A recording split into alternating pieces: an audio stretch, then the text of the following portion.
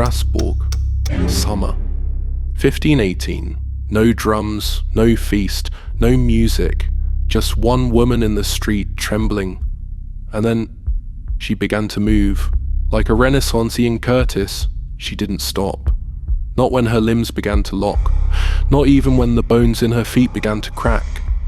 By the end of the week, there were dozens. By the end of the month, they said hundreds. No one knew why they danced, only that they couldn't stop.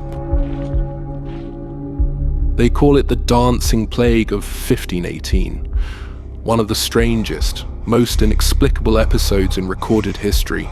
But what really happened? Why did they dance? And how did so many end up dead on their feet? We begin with the first woman who moved. Her name was Frau Trophäa. That's all we're given. Frau means woman, or Mrs. It marked her as an adult, likely married, but who she really was has been lost. History tends to forget anyone without land. She stepped into the street sometime in mid-July and began to dance. No instruments, no music, no partner, just movement. Rhythmic, compulsive, unnatural. Her limbs flailed, her torso jerked, her face was blank. Witnesses said she moved without grace, arms twitching like she was being tugged by invisible strings. She danced for 6 days straight. She tore her feet open. Blood seeped through her shoes. Her dress was soaked in a mixture of sweat and crimson. When she collapsed, it wasn't for long.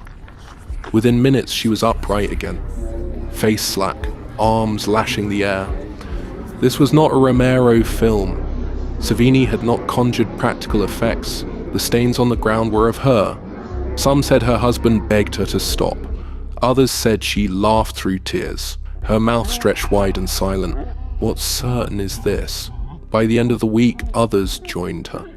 They didn't mean to, they didn't choose to, they just started moving. In most cities, she'd have been dragged away, or worse. Strasbourg followed laws and teachings set over 1,000 years ago. The plague was allowed to run wild through the streets, guided by the ancient medical wisdom of Galen. A Greek physician from the 2nd century, his ideas on the body and medicine dominated Europe for over a millennium. He believed health was a balance of 4 liquids flowing inside us: blood, phlegm, black bile, and yellow bile. When those liquids were out of balance, doctors tried to fix it by bleeding patients, purging them, or using herbs to get out what remains on my granny's pillow. The city authorities, the bishop and local physicians, believed this was a case of hot blood, an internal heat building that needed release through motion. So they cleared a space in the grain market, built a wooden stage, hired musicians to play flutes and pipes. They thought the rhythm would help the dancers release the sickness more efficiently. They played music for the afflicted to help them dance harder.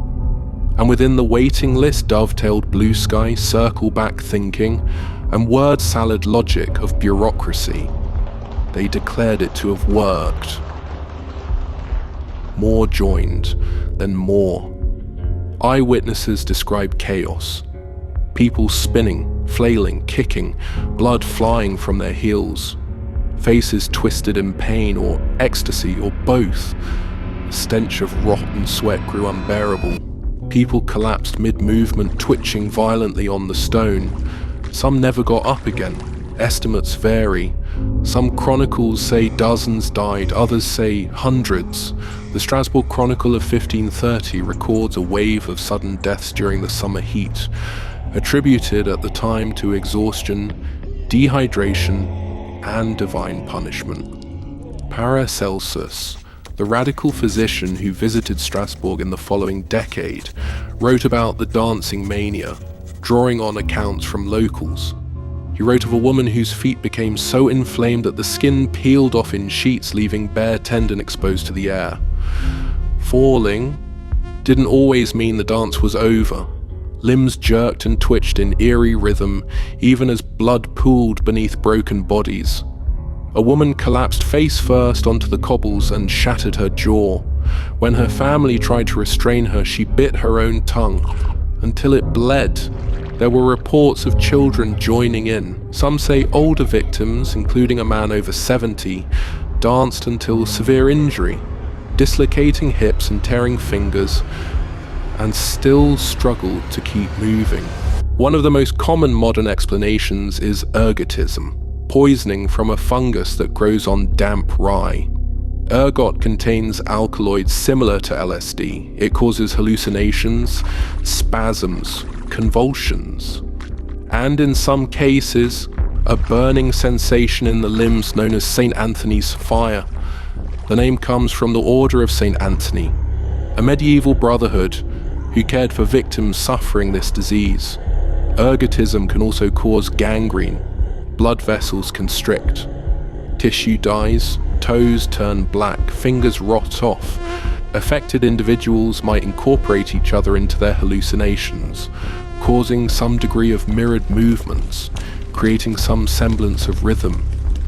But there's no historical record from Strasbourg describing shared visions or coordinated dancing caused by a fungus. The dancers weren't performing a choreographed routine. They were caught in a strange compulsive frenzy, so ergotism may have played a part, but it doesn't seem to explain the whole pattern or the spread. And the spread is where things get darker, because this wasn't an isolated case. Dancing plagues were recorded across Europe, in Aachen in 1374, in Metz in 1418, in Liège, Zurich, Basel, and even as far east as Apulia in southern Italy. The symptoms were similar: sudden compulsion to dance, collapse, injuries, death. In Metz, one priest wrote of dancers collapsing with their tongues protruding like dogs. In Zurich, witnesses said the dancers seemed to be swallowed by air, their feet striking like drums. The worst cases saw entire villages emptied. And it wasn't just dancing. In French convents, episodes of mass biting caused panic, thought to be a form of mass hysteria or psychological contagion. Similarly, cloisters reported fits of barking, another example of psychogenic illness in isolated communities.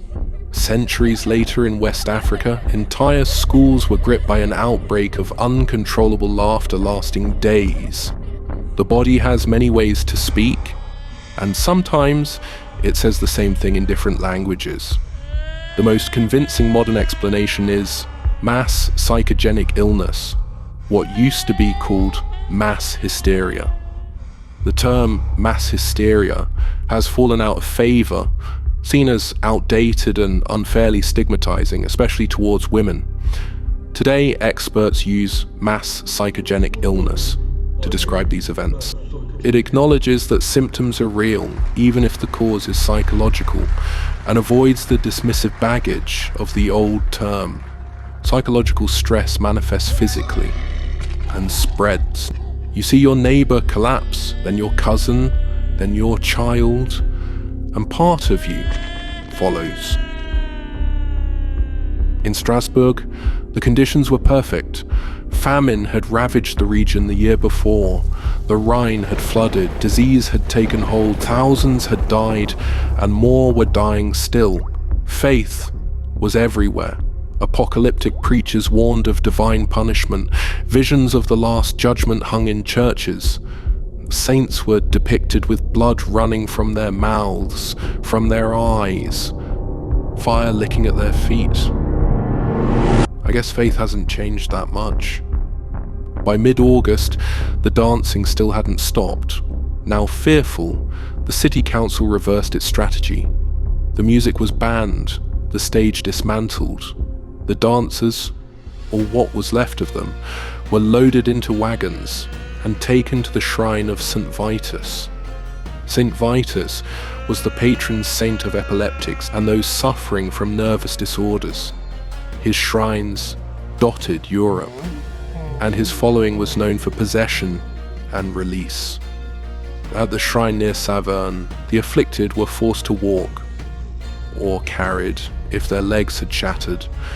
Around the altar, They were given crosses and salt, a purifying substance symbolizing cleansing and protection, much like its role in sumo wrestling rituals. By now, the list of injuries had grown grotesque. Toes ground down to bone, heels cracked and split, large blood-filled blisters, severe muscle spasms causing grimacing. Some dancers appeared to smile as they moved, not from joy. By late August, the plague had faded. No one knew why, or at least no explanation survives in the records. The music stopped. The bodies were buried. The surviving city records focus on the cost of repairing the grain market, where the dancers fell, and the bill for the musicians. They call it the dancing plague. It was strange, no doubt about that, but in a world where war is sacred, where hunger is holy, and where pain is praise, strange is normal. At least that's what I tell my dates.